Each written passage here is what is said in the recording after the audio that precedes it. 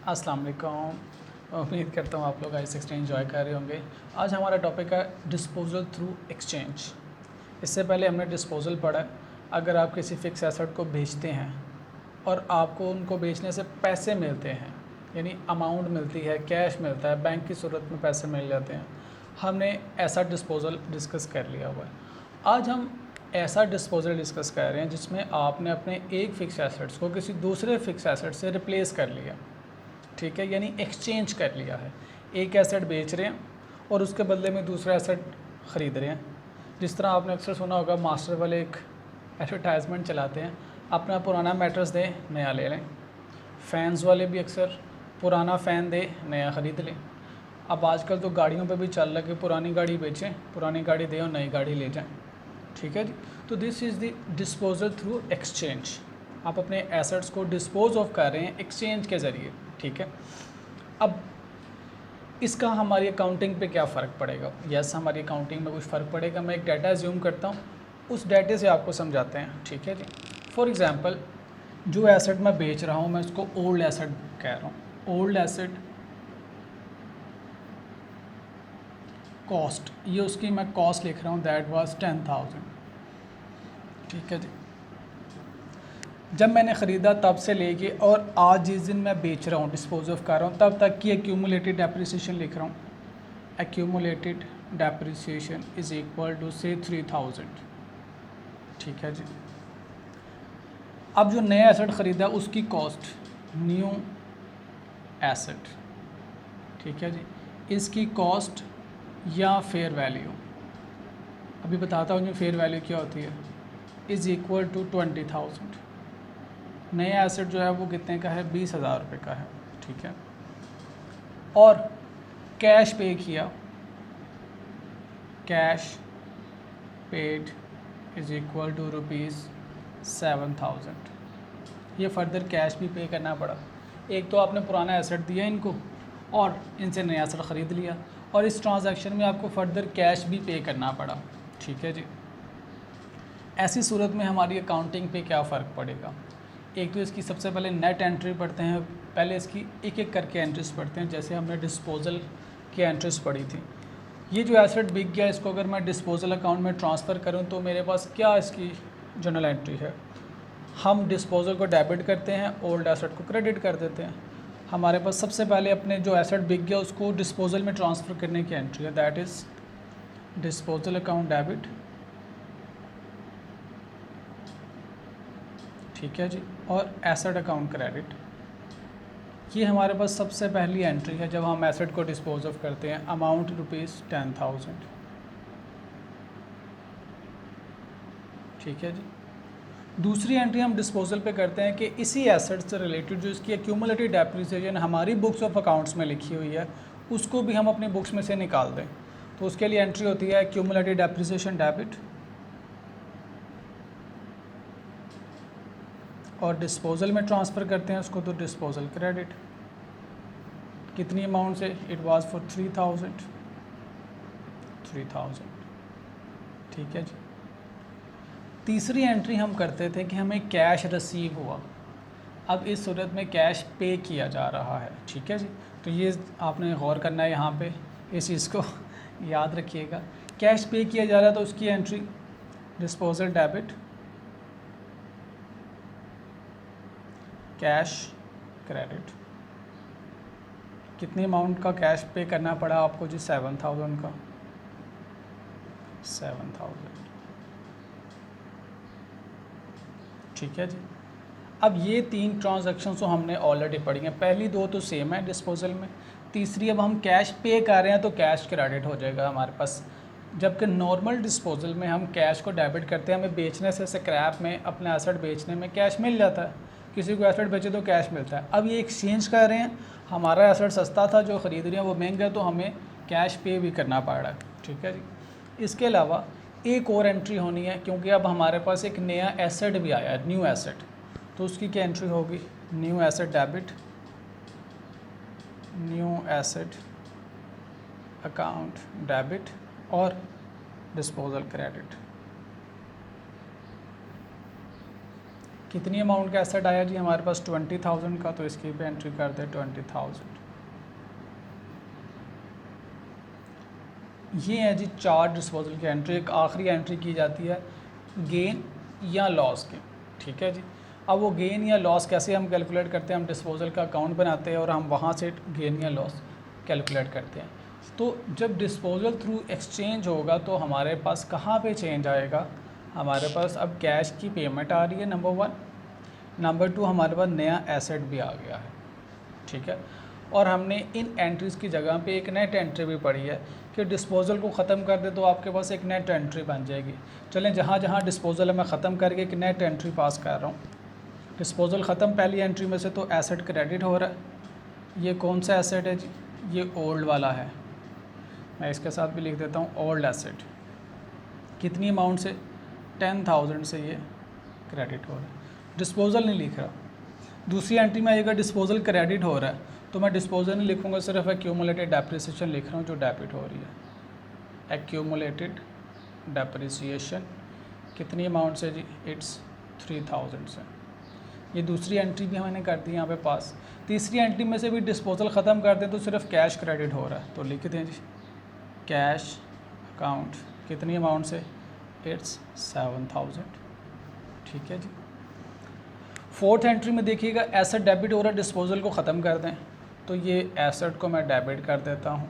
Asset कौन सा है जी, ये न्यू वाला, अमाउंट ₹20,000। अब यहाँ से जो नेट बैलेंस निकलेगा दैट इज़ प्रॉफिट और लॉस, ठीक है जी। 23,000 डेबिट का है, 17,000 क्रेडिट का है, तो इट्स 6,000 डिफरेंस आ रहा है, that is on credit side. Credit side पे हमारे पास 6,000 का डिफरेंस आ रहा है, तो क्रेडिट है तो इट्स गेन, ठीक है जी। ये जाएगा प्रॉफिट एंड लॉस अकाउंट में, ये गेन ऑन डिस्पोजल है। तो ये एक एंट्री। अब ये गेन कैलकुलेट कर लिया तो डायरेक्टली इसकी एंट्री भी की जा सकती है। क्या एंट्री करेंगे जी इसकी, अगर गेन है तो वो हमने एंट्री ऑलरेडी पड़ी हुई है, disposal account debit, account debit, gain on disposal जो कि प्रॉफिट एंड लॉस अकाउंट में जाना है, दैट इज़ क्रेडिट फॉर ₹6,000, ठीक है जी। ये लेजर बना के भी आप देख सकते हैं, इन एंट्रीज़ को लेजर में पोस्ट करेंगे तो आपको 6,000 का गेन आ जाएगा। तो जब आप डिस्पोजल थ्रू एक्सचेंज करते हैं तो दो चीज़ों का ख्याल रखना है। एक तो ये कि नए एसेट की भी एंट्री पास करेंगे हम, नंबर 1। नंबर 2, अब कैश रिसीव नहीं आएगा, कैश पेड आएगा आपके सवालों में। Got it. अब इन सवालों में कुछ चैलेंजेस हैं, वो मैं आपसे डिस्कस कर लूँ। ये थी इसकी नेट एंट्री, ठीक है जी, ये थी इसकी टोटल एंट्रीज। अब कुछ चैलेंजेस हैं वो डिस्कस करते हैं। इसमें चैलेंजेस क्या हैं, एक इसमें जी fair value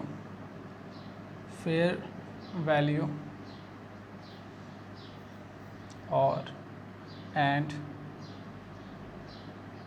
selling price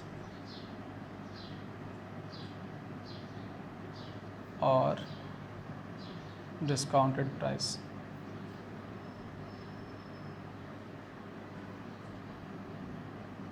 of new asset,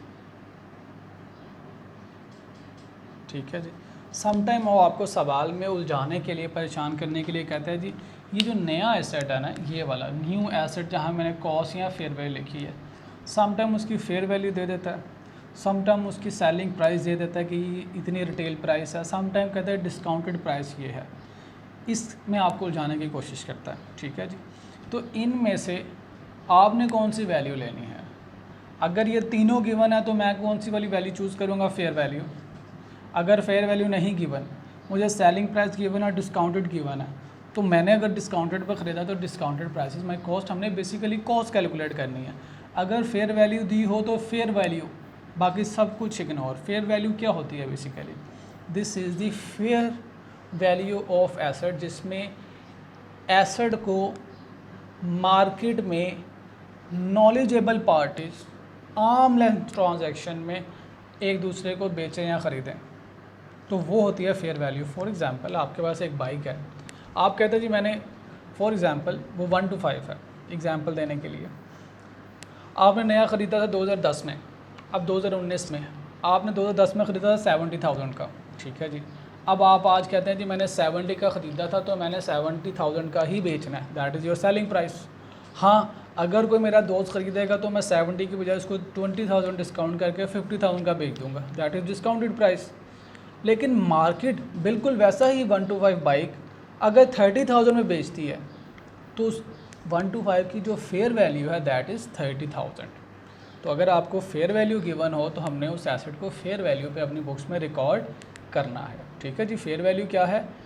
ऐसी वैल्यू जिसमें एसेट को मार्केट में मार्केट पार्टिसिपेंट यानी जो दुकानदार ख़रीदो फरोख्त करने वाले हैं वो एक्सचेंज करें यानी ख़रीदें बेचें आर्म लेंथ ट्रांजैक्शन पे, यानी बग़ैर किसी रिलेशनशिप के। आर्म लेंथ ट्रांजैक्शन का मतलब ये आर्म्स की लेंथ से अपने आप से थोड़ा दूर रख के अपने करीबी लोगों को नहीं बेचना, आपने आर्म लेंथ ट्रांजैक्शन पे बेचा जाए, वो उस एसेट की फेयर वैल्यू है।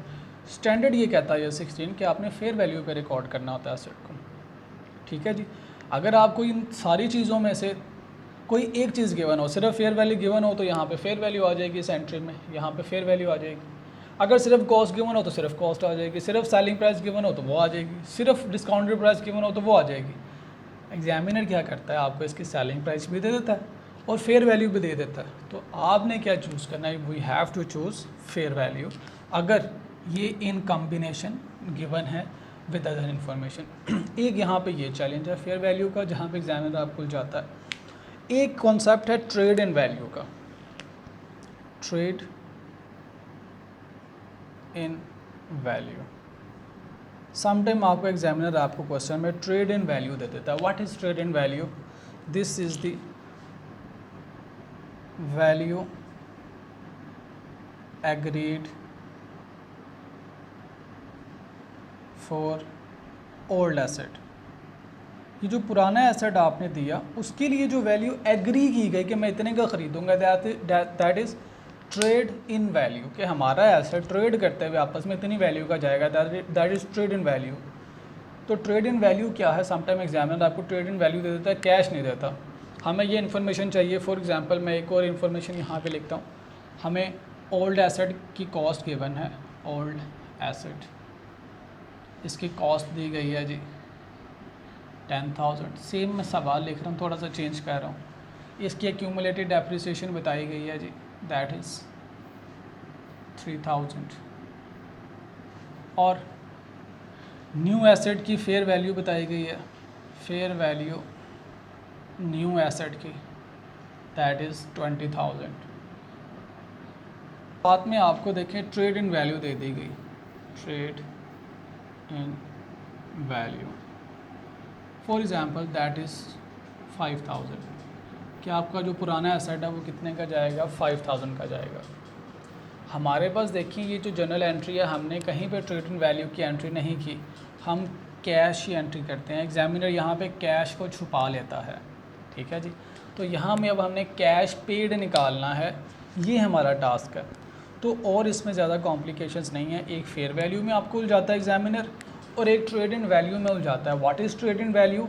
ओल्ड एसेट जितनी वैल्यू पे जाएगा that is trade in value. और अगर वो ट्रेड इन वैल्यू देगा आपको सवाल में तो कैश पेड नहीं बताएगा। तो कैश पेड कब कैसे निकालेंगे इस केस में? Cash paid is equal to fair value और cost of new asset minus, इसमें से माइनस क्या करेंगे जी? ट्रेड इन वैल्यू को माइनस करेंगे।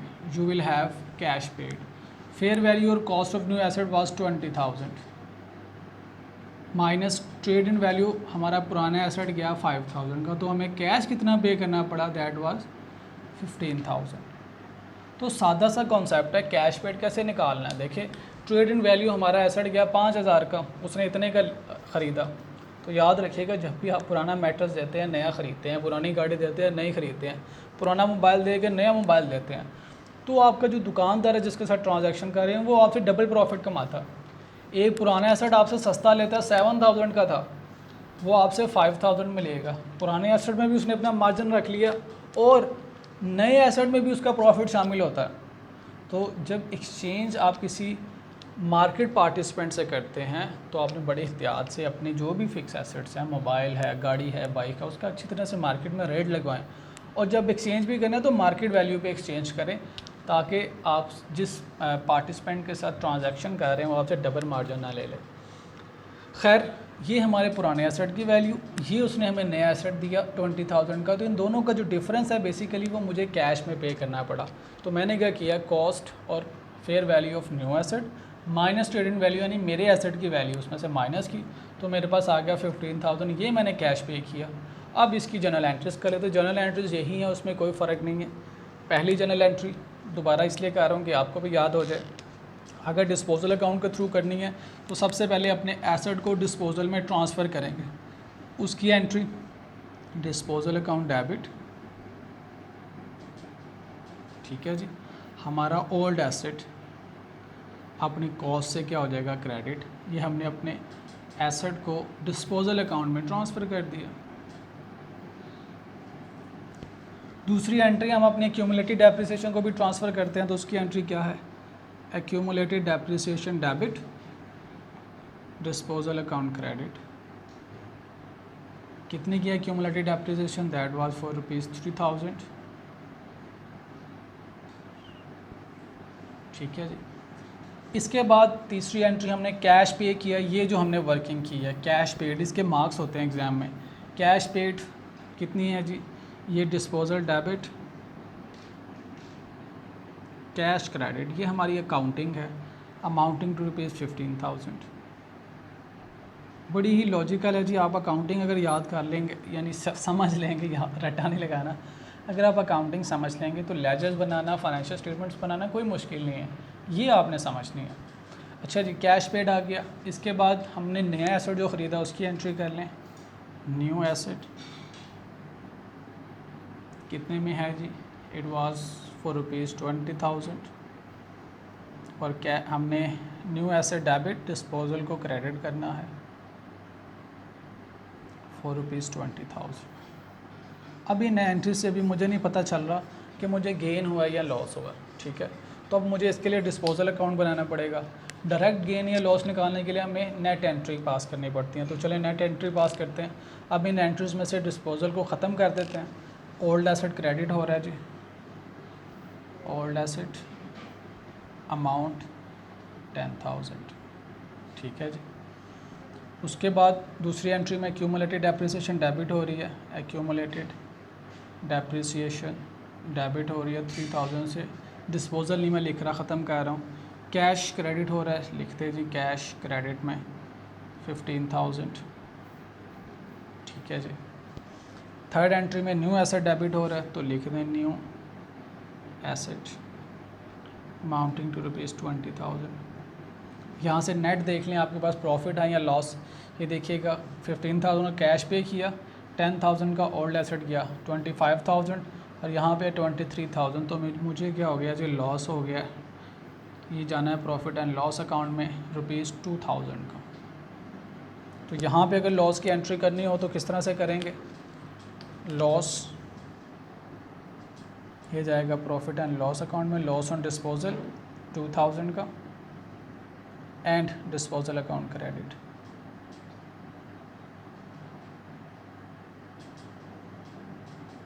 तो ये है जी accounting of disposal through exchange. आपने एक्सचेंज के थ्रू डिस्पोजल किया तो ये अकाउंटिंग होगी, ठीक है। अब इसका एक या दो सवाल करते, एक आधा सवाल करते हैं प्रैक्टिस में, ठीक है जी। डिस्पोजल ऑन कैश और बैंक, और ये दूसरा कौन सा डिस्पोजल थ्रू एक्सचेंज, दोनों में क्या फ़र्क है। एक ये फ़र्क है कि इसमें कैश पेड है, अगर आप सिर्फ बेचते हैं अपना पुराना सेट तो कैश मिलेगा, अगर आप एक्सचेंज करते हैं तो आपको कैश पे करना पड़ सकता है, नंबर 1। नंबर 2, इसमें नया एसेट आपने एक्सचेंज किया तो नए एसेट की भी एंट्री है, जबकि अगर आप सिर्फ पुराना एसेट बेच रहे हैं, एक्सचेंज नहीं कर रहे, तो सिर्फ पुराने एसेट को आपने डिस्पोज ऑफ करना है। तो इसको समझ के एंट्रीज पास कीजिएगा, लेजर्स बनाना इंशाल्लाह कोई इशू नहीं है, ठीक है। Thank you.